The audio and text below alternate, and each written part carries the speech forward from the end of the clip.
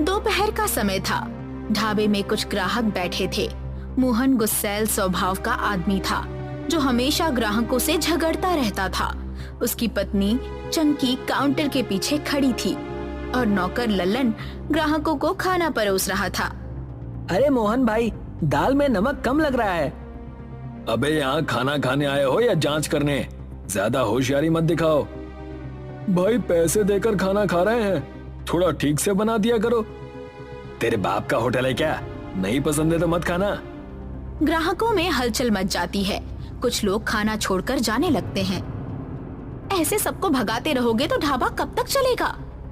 तू बीच में मत पड़, मैं जानता हूँ कि बिजनेस कैसे करना है। शाम का समय था। मुखिया भोला प्रसाद घर के बाहर खड़े थे।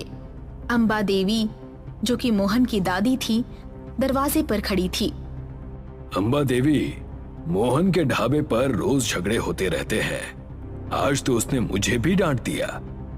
जानती हूँ, पर वो मेरी बात भी नहीं मानता। मैं उसे समझाने की कोशिश करूंगी। मोहन अंदर से सुन रहा होता है और बाहर आ जाता है। मुखिया जी, आपको कोई और काम नहीं बचा क्या? हर बार मेरी शिकायत लेकर चले आते हो। बेटा, ये तेरे भले के लिए कह रहा हूँ। अगर ऐसा ही चलता रहा ना तो तेरा ढाबा भी बंद हो जाएगा और इज्जत भी चली जाएगी। इज्जत की फिक्र मुझे नहीं है। पेट भरने के लिए ढाबा चला रहा हूँ। अब जाइए यहाँ से। मुखिया जी गुस्से में चले जाते हैं। अम्बा देवी मोहन की ओर देखती है और कहती है, बेटा, जुबान से कमाओगे या झगड़े से? दादी, आप भी वही पुरानी बातें लेकर बैठ गई। मैं जैसा हूँ वैसा ही रहूंगा। रात के समय मोहन और चंकी चारपाई पर बैठे थे। सुनिए, आप दिन भर ढाबे में लड़ते रहते हैं, लेकिन असली खजाना तो इस घर में छुपा हुआ है। क्या मतलब? आपके दादाजी ने एक तिजोरी में बहुत सारा सोना चांदी रखा था। दादी उसे किसी को हाथ तक नहीं लगाने देती। अरे तो फिर दादी से मांगते क्यों नहीं? क्या आपको लगता है कि वो इतनी आसानी से दे देंगी? उन्हें लगता है कि हम खर्च कर देंगे। मोहन सोच में पड़ जाता है। अगली सुबह मोहन गुस्से में दादी के पास पहुंचता है। दादी, मुझे तिजोरी की चाबी दो। क्यों? उसमें दादाजी का खजाना रखा है, जिससे मैं अपना कर्ज चुका सकता हूँ। नहीं, वो तिजोरी तुम्हारे लिए नहीं खुल सकती। तो क्या मैं हमेशा गरीबी में मरता रहूं? अगर मेहनत करोगे तो खुद का खजाना बना लोगे। दूसरों का खजाना क्यों लेना चाहते हो? आपको तो मेरी कोई फिक्र ही नहीं है, बस खुद के लिए बचा कर रखा है। मोहन गुस्से में चला जाता है। दादी उसे देखती रहती है, लेकिन कुछ नहीं कहती। दोपहर का समय था। जमींदार बलदेव सिंह अपने 2 कारिंदों के साथ मोहन के घर पर आता है। अम्बा देवी, मोहन ने घर गिरवी रख दिया है। अब मैं और इंतजार नहीं करूंगा। घर गिरवी? ये नहीं हो सकता। अगर कर्ज नहीं चुकाया तो मैं मोहन को देख लूंगा। दादी घबराकर मोहन को बुलाती है। मोहन, ये क्या कर दिया तूने? दादी, इस घर को बचाने का बस अब एक ही तरीका है। तिजोरी की चाबी दे दो। दादी गहरी सांस लेती हैं और तिजोरी खोलने के लिए कमरे में जाती हैं। दादी तिजोरी खोलती हैं। मोहन और चंकी ध्यान से देखते हैं। अंदर सिर्फ पुराने कागजात होते हैं। ये क्या मजाक है? इसमें तो सिर्फ कागज है। यही तुम्हारे दादाजी का खजाना है। मोहन गुस्से में कागजों को पलटता है और एक कागज पर नजर पड़ती है। भरता समोसा रेसिपी। हाँ, ये क्या है? अगर मेहनत और ईमानदारी से काम किया तो ये किसी भी खजाने से कम नहीं है। मोहन गहरी सोच में पड़ जाता है और यहीं से उसकी जिंदगी बदलने की शुरुआत होती है। मोहन गुस्से में चारपाई पर बैठ जाता है। रेसिपी का कागज उसके हाथ में था। चंकी पास थी, लेकिन वो भी परेशान थी। ये क्या मजाक है? मैंने तिजोरी में सोने चांदी की उम्मीद की थी और इसमें सिर्फ एक समोसे की रेसिपी निकली। तो अब क्या करोगे? और क्या करूं?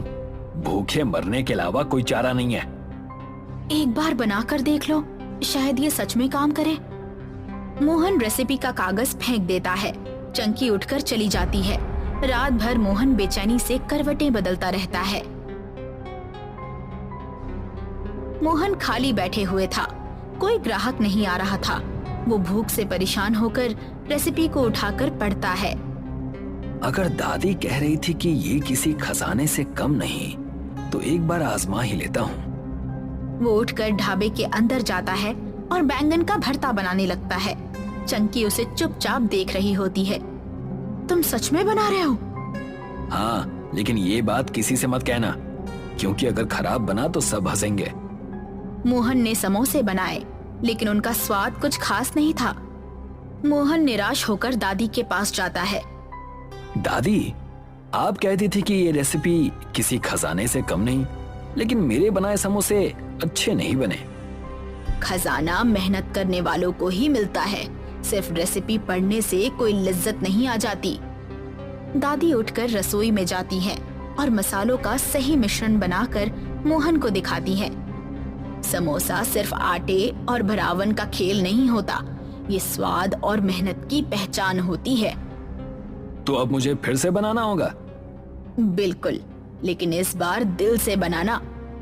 मोहन दोबारा समोसे बनाता है और इस बार स्वाद लाजवाब आता है। मोहन पहली बार अपने ग्राहकों को नए समोसे परोसता है। अरे, ये समोसा तो कमाल का है, इसमें आलू नहीं है। वाह, ऐसा समोसा तो कभी खाया ही नहीं। धीरे धीरे गांव में भरता समोसे की चर्चा होने लगती है। मोहन अपनी चारपाई पर बैठा कुछ सोच रहा था। दादी पास आती है। अब समझ आया कि असली खजाना क्या होता है। हाँ दादी, मेहनत से बड़ा कोई खजाना नहीं। अब मैं सच में अपनी गलती सुधारूंगा। दादी गर्व से मोहन को देखती है। मोहन अब पूरी लगन से अपने ढाबे को फिर से खड़ा करने का मन बना चुका था। कुछ दिन बाद ढाबा अब पहले से कहीं ज्यादा चमक रहा था। लकड़ी की पुरानी बेंचों की जगह साफ सुथरी चौकियां आ गई थी। मोहन काउंटर पर खड़ा था और चंकी ऑर्डर संभाल रही थी। अरे मोहन, ये भरता समोसा तो कमाल का है, लोग इसे खाने के लिए दूर दूर से आ रहे हैं। भाई, अब तेरे समोसे की महक पूरे इलाके में फैल गई है। इतने में गांव का जमींदार बलदेव सिंह आता है। सब उसे देखकर चुप हो जाते हैं।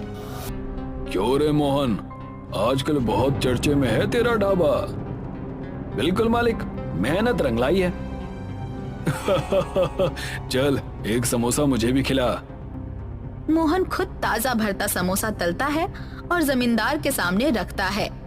बलदेव सिंह पहला निवाला लेते ही चौंक जाता है। वाह, ऐसा समोसा तो मैंने पहले कभी नहीं खाया। अब आप अपना कर्ज मुझसे वसूल सकते हैं, मैं हर महीने आपको पैसे दे दूंगा।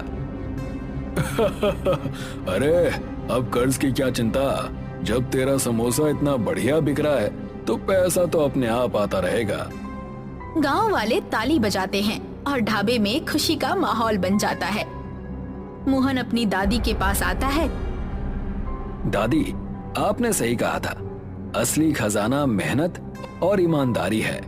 आपने जो सिखाया वही मेरी असली पूंजी निकली। अम्बा देवी भावुक होकर, आज मुझे अपने पोते पर गर्व हो रहा है। चंकी भी पास आती है। अब तो हमें भी शहर में एक और ढाबा खोल लेना चाहिए। सब हंसने लगते हैं। पूरा गांव इकट्ठा था। मोहन अपने ढाबे के बाहर खड़ा था। एक बड़ा सा नया बोर्ड लगाया जा रहा था जिस पर लिखा था, भरता समोसा ढाबा। मोहन की जय हो, भरता समोसा जिंदाबाद। मोहन गर्व से अपने ढाबे को देखता है। उसकी आंखों में चमक थी। उसकी मेहनत और लगन ने उसे एक सफल इंसान बना दिया।